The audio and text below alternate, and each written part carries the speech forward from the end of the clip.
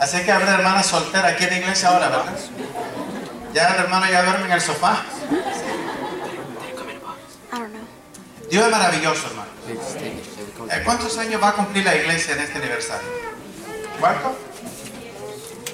Pongámonos de acuerdo. La hermana dice 27, la hermana 28. 28 son, ¿verdad? Esa es la voz autorizada. Por eso el Señor creó primero los hombres, dice la Biblia, porque echando a perder las cosas salió lo bueno después cuando creó a Eva, ¿verdad?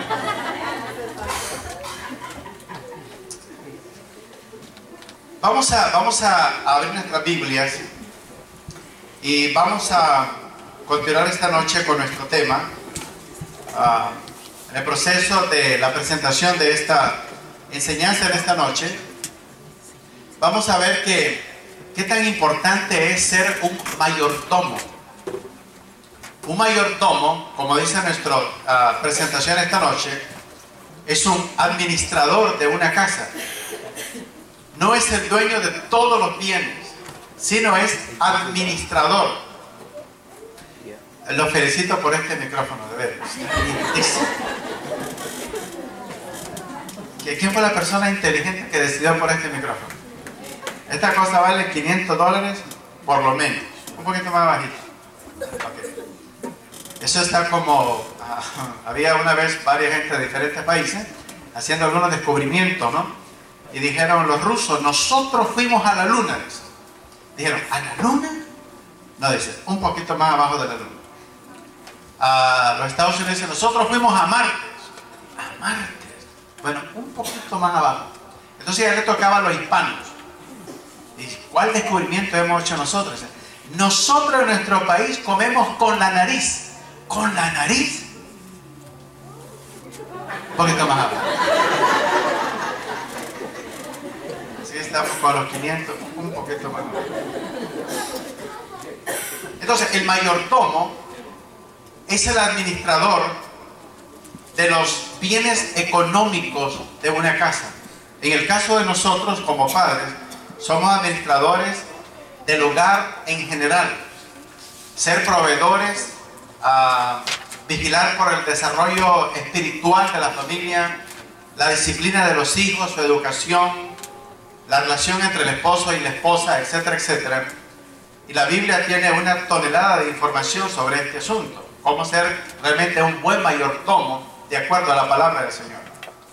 Entonces, en la casa del Señor, nosotros como cristianos somos administradores, pero en lo individual somos administradores de los bienes económicos que Dios ha colocado en nuestras manos. Muchas veces nosotros hacemos uso del dinero sin ningún control, sin ninguna dirección, sin ninguna meta hacia el futuro, de una manera irresponsable inclusive. Y en el momento oportuno, cuando las necesidades se presentan en nuestra vida, resulta que no tenemos cómo resolver nuestros asuntos económicos. Dios dice en su palabra que Él es un proveedor. Y Dios ha cumplido con su palabra. ¿Cuántos creen que Dios ha cumplido con su palabra? ¿Habría alguna persona aquí que podría acusar a Dios de no haberle provisto como Él lo prometió en su palabra? Levante su mano. Creo que no nos atreveríamos, ¿verdad? El Señor ha sido fiel. Una de las cosas que observo en la iglesia, y en todas las iglesias, en la mía también, es que no hay gente desnutrida en la iglesia. O sea, no me estoy refiriendo a algo diferente, sino al hecho de que el Señor nos ha bendecido. Tenemos un techo, tenemos algo que comer, tenemos un carrito, tenemos un trabajo, tenemos algún dinerito ahí para enfrentar las cosas cada día. Dios ha provisto. Entonces nosotros somos administradores de una casa, pero en este caso somos administradores de los bienes que Dios ha puesto en nuestras manos. Vamos a ver un texto bíblico en Salmos capítulo 24, versículo 1, y vamos a ver que el administrador económico no es lo que ese versículo nos enseña, no es un dueño verdaderamente, ¿no? Salmos capítulo 24, versículo 1. Cuando lo encuentran me dicen un amén y lo leemos todos juntos. Ok, leamos todos. De Jehová el mundo, porque Él la fundó sobre los mares y la firmó sobre los ríos. Digamos con fuerza y seguridad el principio del versículo. De Jehová es la tierra y su plenitud. Hagamos una pausa. ¿Cuántas veces nosotros usamos el pronombre posesivo mío? Esta es mi casa. ¿En verdad tienes casa, amado? En realidad, si la estás pagando, es del banco por los próximos 30 años. Y cuando la pagues, un descuidito y te la quita la ciudad por no pagar los impuestos. Si una vez unos hermanos de la iglesia se fueron a México y hicieron ¿cómo se llama? Un refinanciamiento de su casa, y pasó más de un año y el agente de bienes raíces no le dijo que tenían que pagar un impuesto en particular que era como $1,500.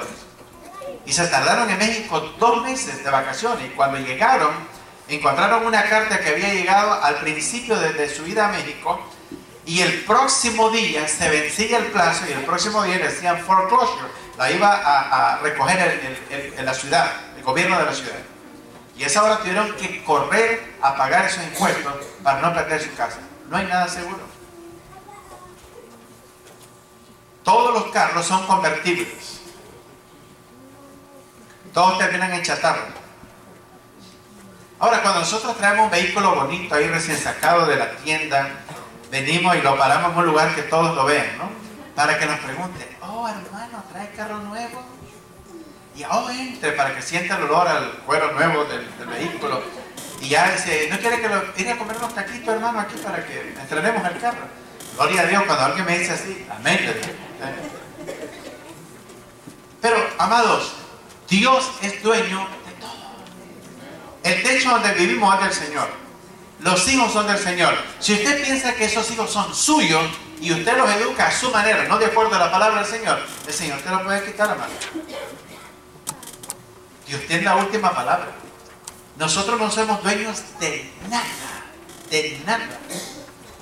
El llamamiento que tenemos para servir al Señor, nos lo dio el Señor. Tenemos que cuidarlo. Dios nos lo dio. Dios nos ha dado todas las cosas.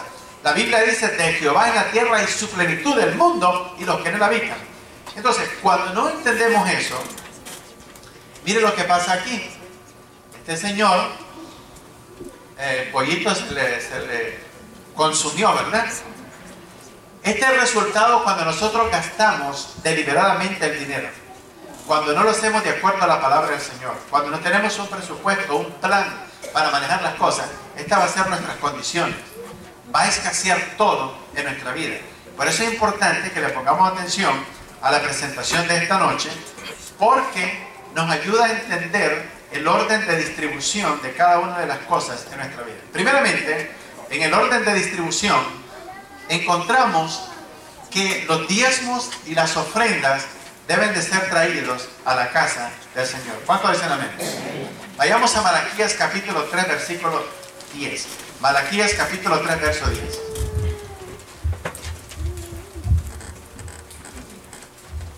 ¿Cuánto le encuentra? Me dicen un amén.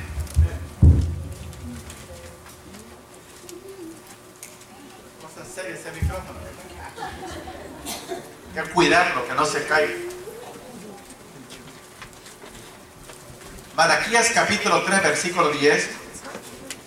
Y veamos lo que nos dice la palabra del Señor en este pasaje bíblico. ¿Los tienen listos? Leamos todos. Traed todos los diezmos al alfolí, y hay alimento en mi casa, y probadme ahora en esto, dice Jehová de los ejércitos, si no, os abriré la ventana de los cielos y derramaré sobre vosotros bendiciones hasta que sobreabunde. Y no todos leyeron.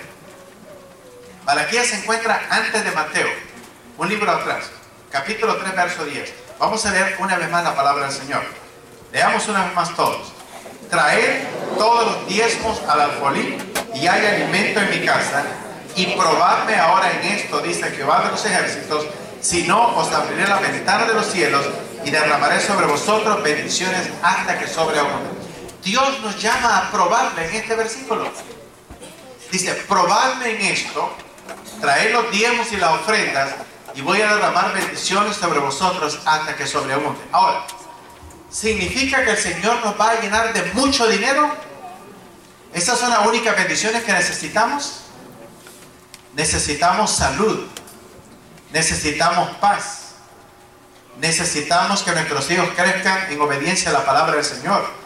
Imagínense tener todo el dinero del mundo y tener niños marihuaneros en la casa, traficantes de drogas, tatuados, greñudos, rockeros. ¿Cómo se sentiría? ¿Qué preferiría? ¿Dinero o tener sus hijos en obediencia en los caminos del Señor? ¿Cuántos dicen amén? Me llama la atención estos dos jóvenes aquí y también todos los que están aquí, ¿verdad? Pero como estos son más nuevos, ¿verdad? El de la batería, yo no sabía que tocaba batería. Miren los talentos que están ahí escondidos a veces.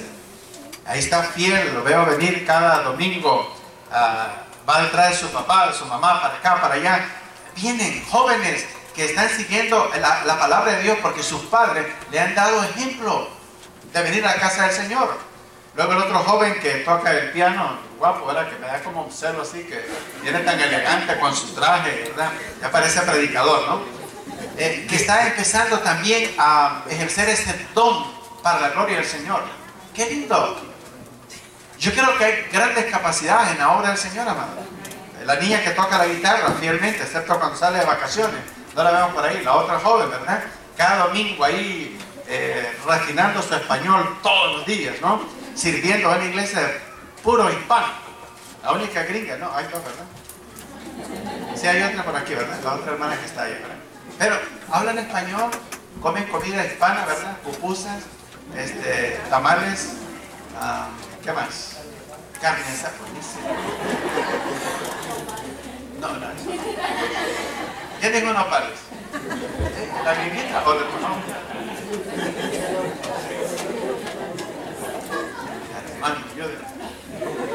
Vamos a Deuteronomios capítulo 12. Deuteronomios capítulo 12. Y vamos a continuar viendo lo que dice la palabra de Dios en este respecto. Deuteronomios capítulo 12. Hay una hermana en la iglesia que pronuncia mal este libro. Y dice, vamos a abrir el libro de Deuterodemonio. No, Deuteronomio es una cosa completamente diferente. Versículo 6 y versículo 7. Veamos lo que dice la palabra del Señor. Verso 6, leamos todos. Y allí llevaréis vuestros holocaustos, vuestros sacrificios, vuestros diezmos y la ofrenda elevada de vuestras manos, vuestros votos, vuestras ofrendas voluntarias y las primicias de vuestras vacas y de vuestras ovejas. Y comeréis ahí, ¿cómo?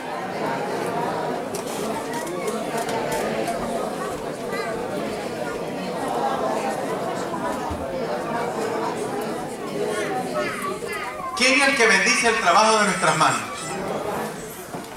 Ahora, hay personas que están en una hamaca. Aquí está una cosa de plátanos.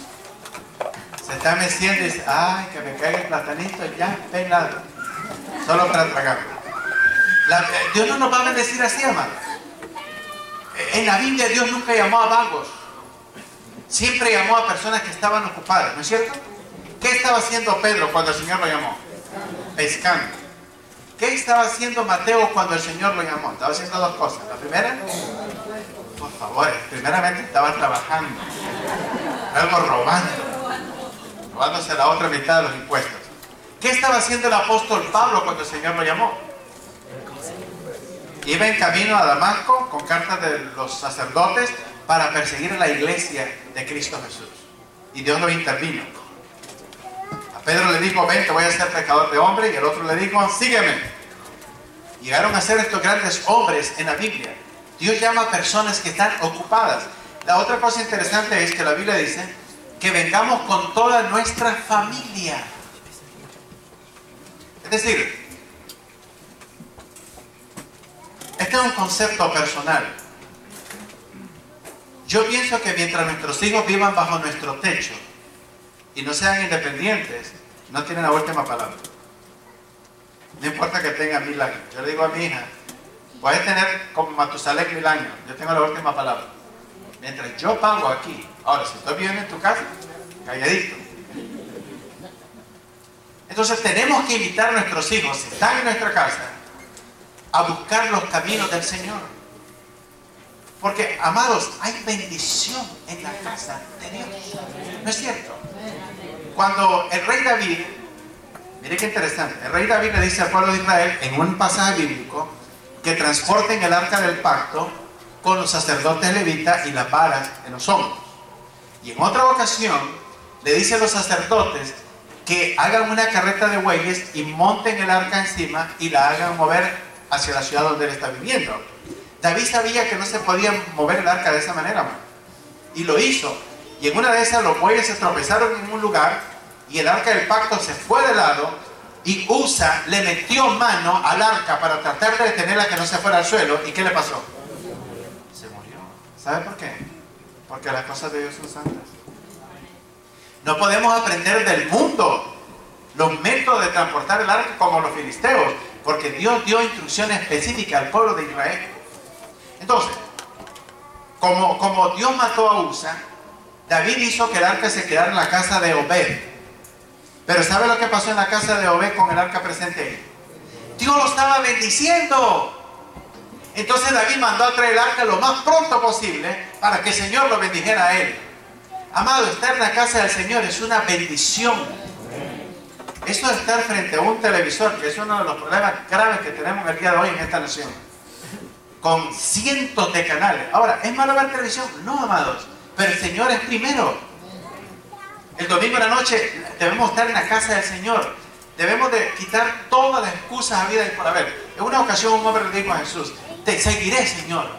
Jesús le dice: wait a minute. Antes que tome la decisión, te voy a hacer del conocimiento tuyo el costo económico y la estabilidad social que representa seguirme. Le dijo: las zorras tienen sus guaridas y las aves del cielo tienen sus nidos, pero el Hijo del Hombre no tiene ni dónde recostar su cabeza. ¿Me quiere seguir? Es decir, el camino de obedecer al Señor no es fácil. Otra persona le dijo: Señor, te seguiré, pero antes de que te siga, permíteme enterrar a mis padres. ¿Y qué le dijo el Señor? Deja que los muertos entierren a sus muertos. Ahora, ¿significa eso que Dios no quiere que nosotros enterremos a un familiar? No. Lo que el Señor estaba viendo dónde estaba su corazón, si Dios era en primer lugar en su vida. Y el otro le dijo: te seguiré, Señor. ¿Y qué le dijo Jesús? A este hombre rico, ¿verdad? Dice: vende todo lo que tienes, dáselo a los pobres y sigue. ¿Y qué determinó él? Que su corazón no estaba realmente en el Señor. No estaba dispuesto a dejarlo todo por la causa de Cristo. Entonces, tenemos que entender que es importante que toda la familia debe de venir a la casa de Dios. Tal vez algunos de ustedes que tienen hijos grandes, árboles torcidos que difícilmente se pueden enderezar a menos que Dios lo intervenga. Pero los que tienen hijos pequeños y jóvenes todavía, amado, no te quedes en tu casa, ven a la casa de Dios. Porque el salmista David dice que un día en los caminos del Señor es mejor que 1000 fuera de ellos. No consejero, no psicólogo, no psiquiatra podrá resolver tus problemas. Solamente Dios, porque Dios es el único que conoce el corazón del ser humano. Y aquí está toditito el consejo que necesitamos. Algunos momentos los consejeros profesionales tienen su lugar, pero nunca antes de la palabra del Señor. Esto es primero, esto es primero, esto es primero. Aquí está la solución, hermano. Entonces, en términos de nuestras ofrendas y nuestros diezmos, tenemos que reconocer que eso trae bendición en nuestra vida. En segundo lugar, la segunda orden de distribución tiene que ver con el pago de los impuestos. Si muchas veces vivimos en este país por 10, 15 años y no nos interesa pagar impuestos, porque los gringos tienen dinero. No, amado, no se trata de gringos, se trata de la palabra del Señor. Vea lo que dice la palabra del Señor en el capítulo 22 de Mateo. Si por casualidad nunca he declarado impuestos, que buenísimo que no conozco nada de nadie, puedo hablar con libertad, empiece a hacerlo, amado. Porque si un día hay una reforma migratoria, para algunos que necesitan ese asunto, uno de los primeros requisitos, amado, será cuántos años ha declarado impuestos. Si usted dice, ni uno, usted no puede correr en la última hora, ya con una ley establecida, a pagar miles de dólares que debe, tratar de correr todo ese asunto de años. Es mejor empezar a hacerlo ya. Porque el gobierno, entre una persona que paga impuestos y una que no paga, prefiere a la que paga impuestos. ¿Sabe por qué? Porque esa persona ya entiende cómo funciona este sistema. Y en este país, dos cosas son seguras. Dos y solamente dos. Pagar impuestos y morirse. Cuando las personas deben cantidades grandes de dinero al IRS, ¿sabe qué hace el IRS? Manda a un agente al funeral a certificar que el camarada este ya está bajo 10 cuartas de tierra. Y ya la deuda queda saldada. Pero van a asegurarse que realmente esté enterrado. ¿Por qué? El gobierno vive de los impuestos, amado. Por eso tenemos buenas carreteras, buen sistema de electricidad, nunca se nos va cada rato. En República Dominicana estuve ahí, amado, la luz llega solamente 2 horas al día. Y construyeron una gran estatua del Papa Juan Pablo II y un monumento a Cristóbal Colón que costaba $200 millones y el país está muriendo de hambre. ¿Qué cosa más terrible? Desde cualquier parte del Mar Caribe, cualquier país del Mar Caribe, en una noche clara usted puede ver el monumento a Cristóbal Colón, que es un faro. ¿Qué le parece? Cuando este pueblo ni siquiera tiene luz 8 horas al día. Entonces, tenemos que pagar los impuestos. Veamos lo que dice la palabra del Señor. Capítulo 22 de Mateo, versículo 17. ¿Lo tienen listo? Ok, leamos el verso 17. Dinos pues, ¿te parece, es lícito dar tributo a César o no? O sea, estaban acusando a Jesús de que Jesús decía que no había que pagar impuestos al César. ¿Quién era el César? El gobierno, el emperador romano. Entonces, vean lo que le dice Jesús en el siguiente versículo. Verso 18. Pero Jesús, conociendo la malicia de ellos, les dijo: ¿por qué me tentáis como? Hipócritas. Es palabra bien fuerte, hermano. Una persona falsa. Verso 19. Mostrarme la moneda del tributo. Y ellos le presentaron un denario. Entonces le dijo, todos, ¿de quién es esta imagen, la inscripción? Le dijeron, de César. Y les dijo, dad pues al César lo que es del César y a Dios lo que es de Dios.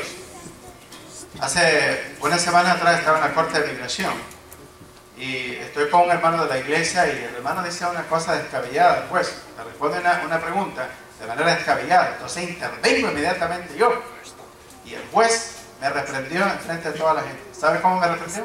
Como él sabe que soy pastor, me dijo desde la plataforma: dad al César lo que es del César y a Dios lo que es de Dios.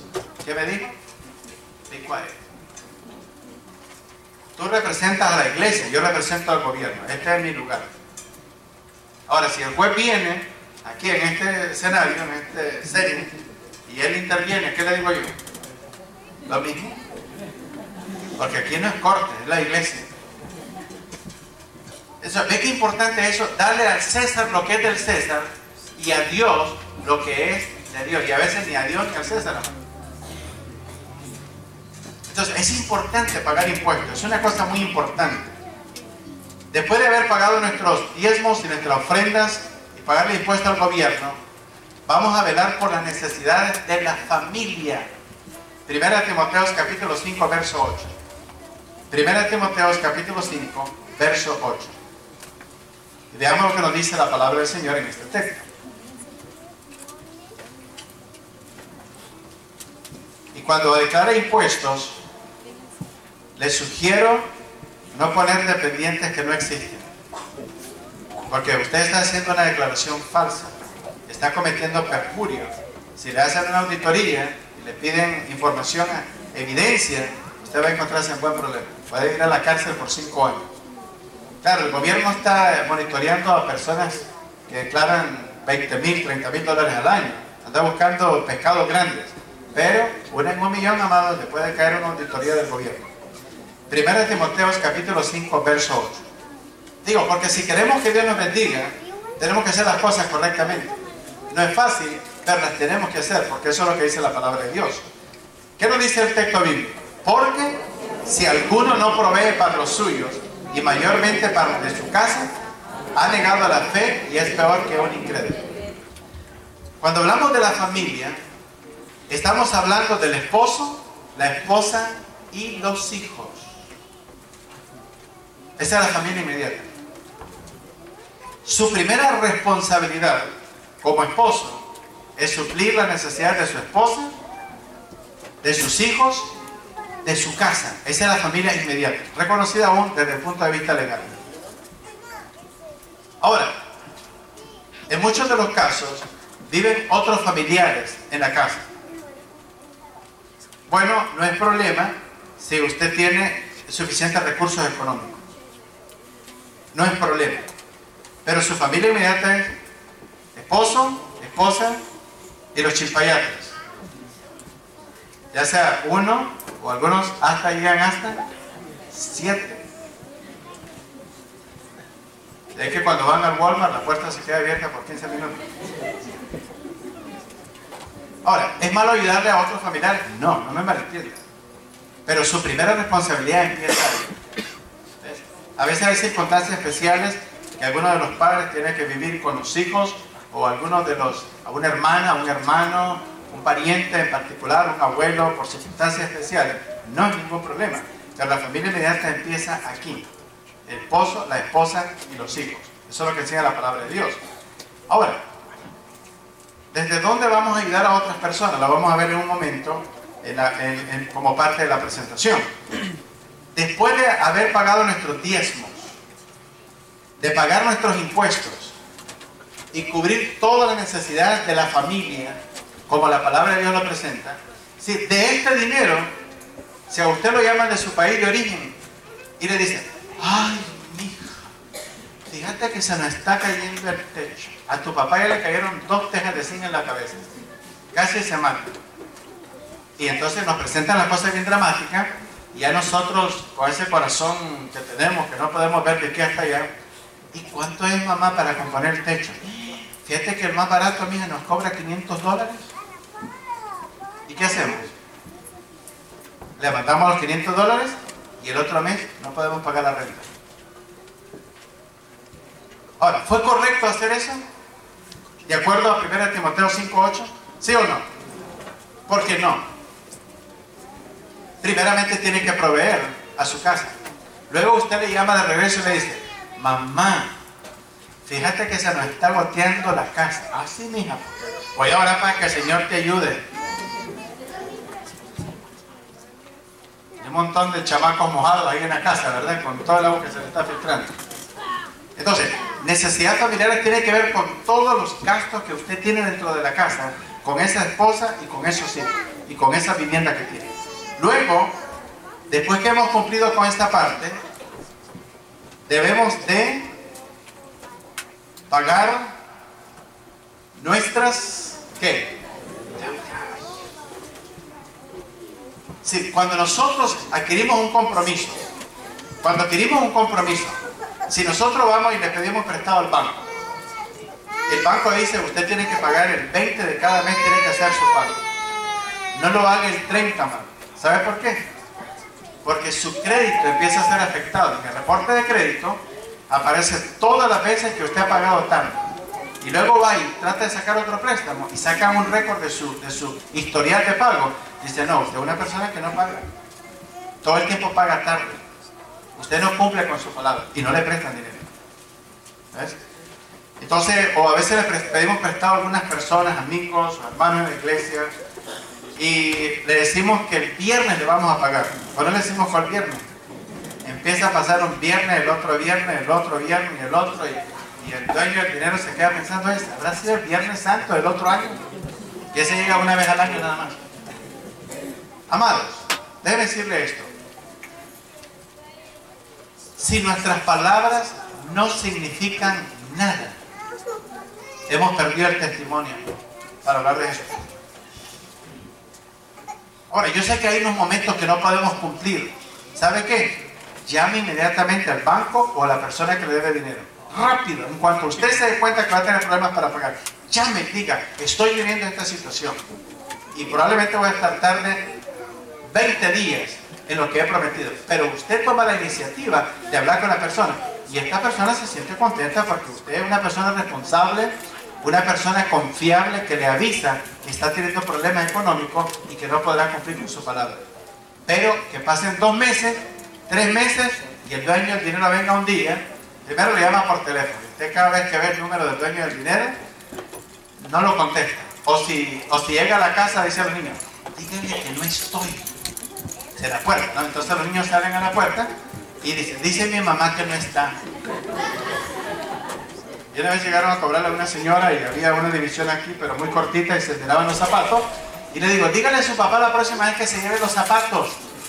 Porque ahí estaba en la casa, ¿verdad?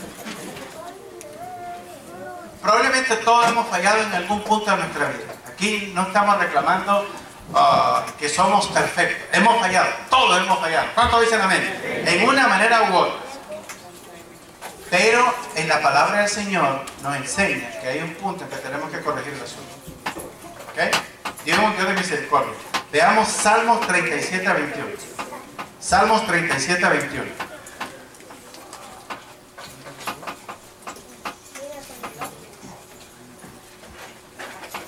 En algunos de los casos, yo como pastor he tenido circunstancias donde algunas personas tienen una pequeñita empresa, le dan trabajo a otros, y estas personas a veces pagan sus casas, sus carros, su comida, su gasolina, su todo, y a sus trabajadores le dicen, fíjate que no tengo dinero esta semana, te voy a pagar hasta la hora. Si una persona le trabajó a usted de lunes a viernes, usted tiene que pagarle el viernes. Si usted no tiene para pagar sus cosas, that's your problem. Usted tiene que cumplir su palabra. Veamos lo que dice el verso aquí, Salmos 37 a 21. ¿Qué nos dice el texto?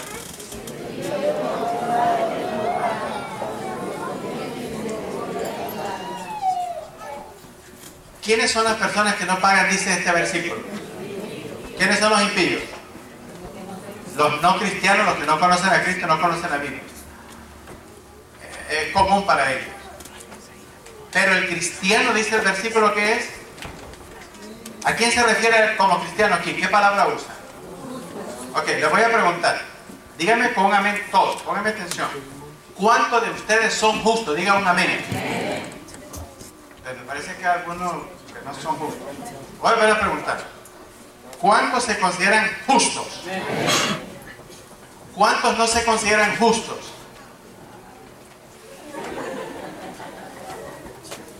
Tenemos que hablarle de Cristo a este niño rapidito, a convertirlo al Evangelio. Ahora, ¿qué es un justo? ¿Una persona perfecta que no comete errores? ¿O una persona que ha sido justificada en la sangre de Cristo? Entonces, ¿cuántos justos hay aquí? Oh, ya, está más fuerte el amén. Dice, el justo, los impíos toman prestado y no pagan, mas el justo tiene misericordia. Entonces no le podemos decir a alguien, teniendo dinero en nuestra bolsa para pagar, decirle, fíjate vos que esta semana no voy a poder hacer el pago hasta dentro de 3. Y ahí tenemos guardado dinerito para asuntos personales. No, amados, tenemos que cumplir con nuestra palabra. Eso es lo que dice la palabra del Señor. No es fácil, yo sé que no es fácil, yo sé que estas cosas pasan en la iglesia, he sido pastor por 30 años, yo sé de lo que estoy hablando. Yo sé que probablemente en algunos corazones esto no llega muy bien, pero Dios es un Dios maravilloso. Es un Dios que puede proveer. Podemos ir al acreedor y decirle, mira, ahora con este sermón del pastor Triana, que ojalá que no hubiera venido hoy, ¿verdad?, a la iglesia. Pero lo puede ver en el Facebook. Así, no me tiene muy de cerca, ¿verdad? Señor, perdóname. Va donde este hermano o hermana y diga, trataré de hacerlo mejor. Póngale un plan nuevo. Para que el Señor nos bendiga, amados. Dios nos bendice. Dios es un Dios maravilloso. Él es un Dios de provisión.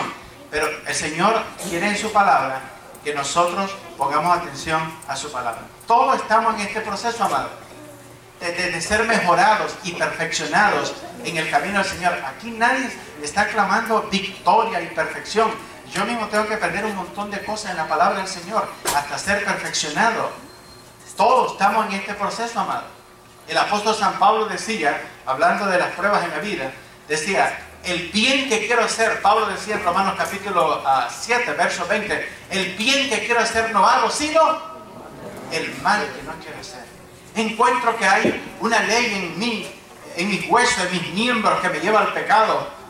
Dice, con mi mente, con su espíritu, quiero servir a Dios, pero con mi carne, la carne me empuja al pecado. Pablo tenía estos problemas en su vida, amados. luchaba con esta cosa, el gran apóstol Pablo, y decía, miserable de mí, ¿quién me librará de este cuerpo de muerte? El Señor es nuestra única solución, hermano. El Señor tiene unas maneras maravillosas para suplir, maravillosas, maravillosas. Lo he visto en mi vida, hermanos, en repetidas ocasiones. El ministerio no es una empresa lucrativa. Dios no nos ha llamado para enriquecernos, nos ha llamado a predicar la palabra del Señor. Dios no me dio la habilidad de multiplicar el dinero, pero me dio la habilidad de predicar su palabra y multiplicar las almas. Ese fue mi llamamiento. Pero a otros en la iglesia le ha dado la capacidad de multiplicar el dinero para que provean para la obra del Señor. Entonces, Dios es maravilloso. Ahora, una vez que hemos pagado nuestras deudas, ¿cuál es la primera cosa que dijimos que teníamos que hacer? El número 1, pagar los diezmos y la ofrenda. Segundo, ¿pagarle a quién? Al Uncle Sam. Y el tercero, necesidades familiares. El cuarto, pagar las deudas. Y ahora, de esta parte, usted puede dar lo que usted quiera a otras personas y a sus familiares y a todos los programas de televisión y a todos los programas de niñitos estos que no tienen casa donde vivir. Usted puede darle a todo el mundo, pero no hasta que no ha cumplido lo anterior. Miren lo que dice la palabra de Dios. Amados, repito, yo desconozco la vida económica de todas las personas en la iglesia, de todos. Miren lo que dice la palabra del Señor. Cuando un hermano tiene una necesidad, la Biblia dice que nosotros debemos de suplir su necesidad. Hay personas que vienen y dicen, pastor, ¿la iglesia no nos puede prestarnos $5,000? No, porque no somos banco. Y si lo tuviéramos, de todas maneras, no lo podemos prestar. Porque ese dinero ha sido dado para la obra del Señor.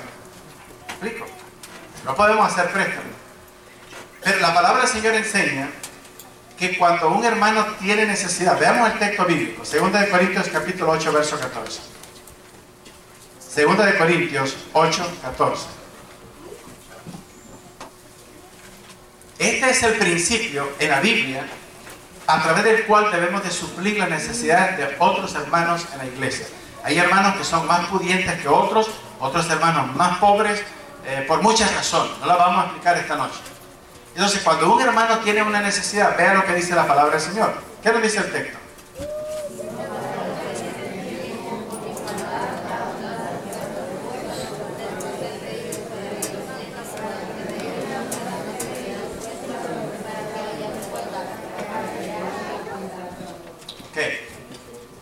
Dice, en este tiempo, para que haya igualdad en la casa del Señor,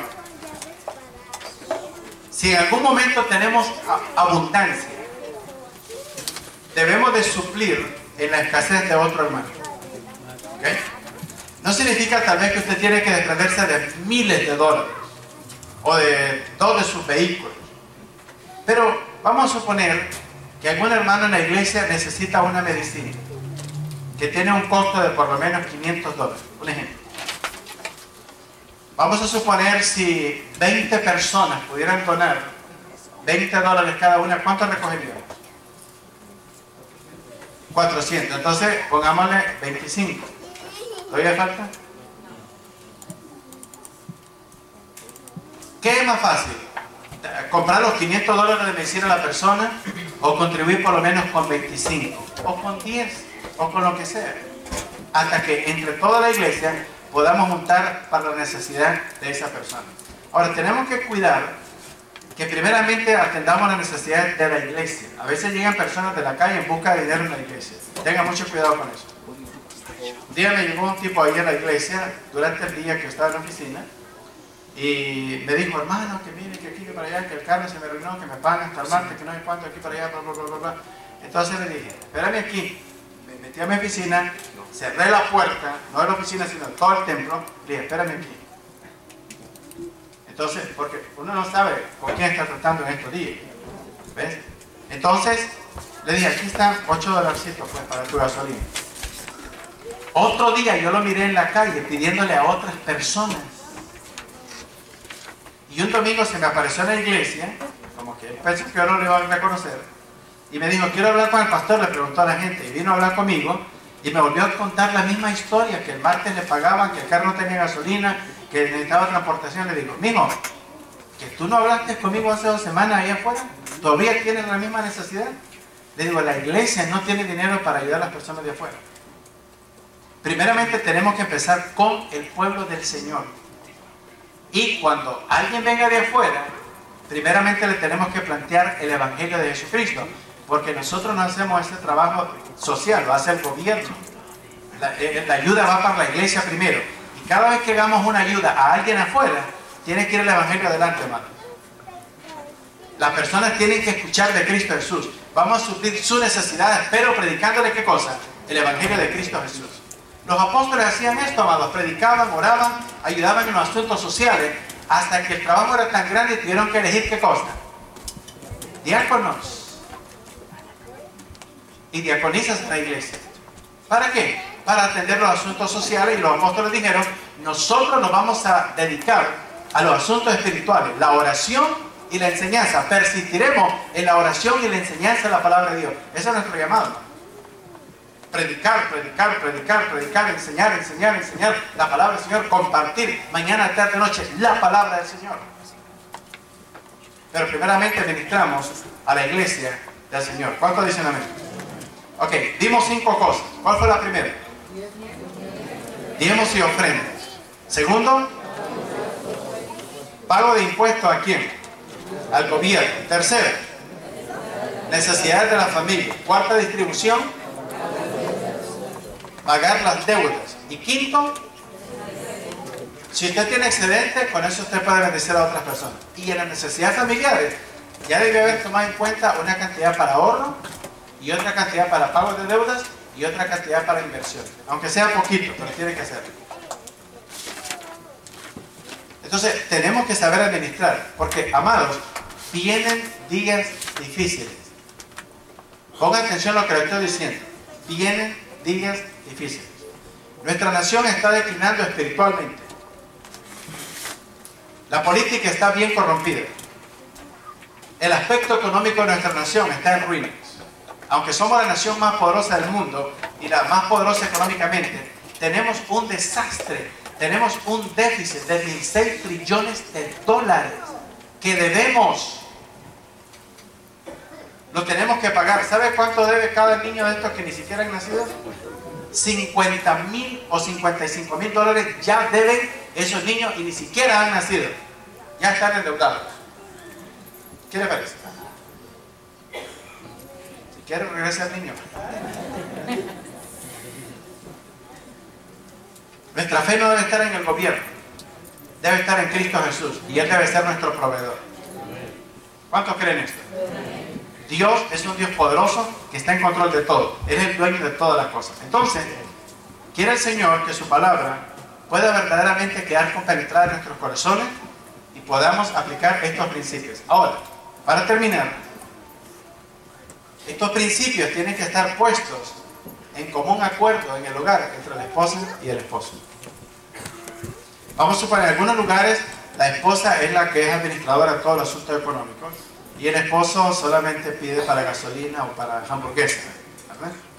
En otros casos el esposo es el que administra. Deben de estar de acuerdo los dos, amados, para que esto funcione bien. Porque uno de los principios fundamentales para que un hogar camine perfectamente, y si no es perfecto, en buen estado, tiene que ver con el hecho que dice la palabra de Dios. Si 2 personas no están de acuerdo, no pueden caminar juntos. Un problema económico en la familia, que el marido sea culpable, termina durmiendo en el sofá. Porque si se va a acostar, le van a hablar del asunto ahí en la cama. Entonces mejor se va a dormir a otro lado. O viceversa. Entonces necesitamos estar de acuerdo. ¿Por qué? Porque queremos que toda la familia sea bendecida, amado. No podemos seguir ignorando el asunto. Ignorancia de la palabra del Señor es grave. Es grave. Los filisteos no sabían que andar tocando el arca era contra Dios. Los filisteos no sabían que el arca del pacto no podía estar en un lugar pagano. Dios nos permite esa tolerancia. Los filisteos no sabían que el arca del pacto no se podía manejar, transportar en una carreta de bueyes. Los filisteos no sabían que Dios no habita en medio de la gente que no es su pueblo. Y había mortandad por todos lados. ¿Por qué? Por su ignorancia en la palabra de Dios. Y nuestra ignorancia en la palabra de Dios tiene consecuencias, amados, económicas.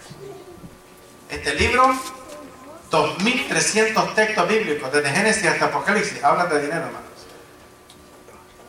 O de actitudes relacionadas con el asunto del dinero. Este es el mejor libro. La palabra del Señor. ¿Cuántos dicen amén? Por ejemplo, en inversiones, ¿sabe lo que dice Salomón? Que hay que invertir de 7 a 8 lugares diferentes lo que tengamos. Vamos a suponer que tienes $100,000. Tal vez distribuirlo en 8 lugares diferentes es mucho. Por lo menos lo puedes distribuir en 3 partes. 30,000 en cada lugar. En caso que un lugar falle, los otros 2 lugares están salvos. Si aumenta su cantidad de dinero, $1 millón, ok, 8 lugares diferentes, por lo menos, arriba de $100,000 en cada lugar. ¿Por qué?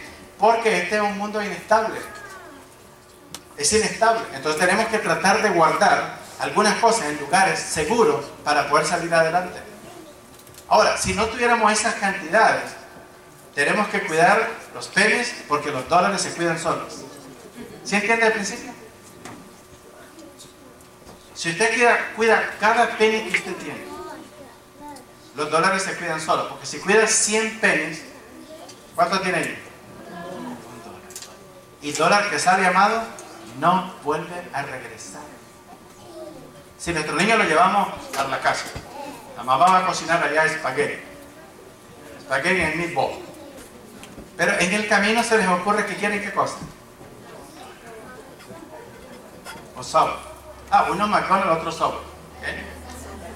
No, dice la mamá, vamos a comer en la casa.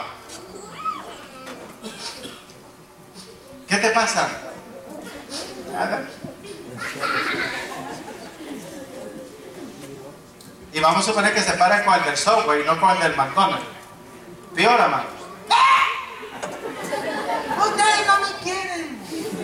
Dale la mitad vos del Subway a este protestante. ¿Cuál Subway ni qué McDonald's? Hoy comemos en la casa y esa es la última palabra. Le ponen su platito a cada uno en la mesa, los llama. Si no quieren, el Señor te bendiga. Tu papá y yo nos vamos a ir a acostar ahorita a descansar, con la barriga llena, después comer estos frijoles charros con chiles toreados para darle sabor a los frijoles. Y 3 horas después ahí está la comida mosqueando, ¿sí? El chamaco. Y todavía siguen llorando, 2 o 3 horas después. Y si lo miran a uno, les meten más manos.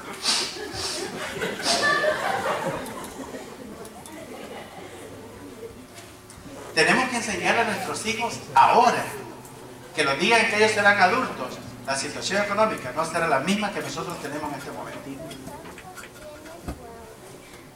Vamos a orar y ahí lo dejamos esta noche. Pongámonos de pie para orar al Señor.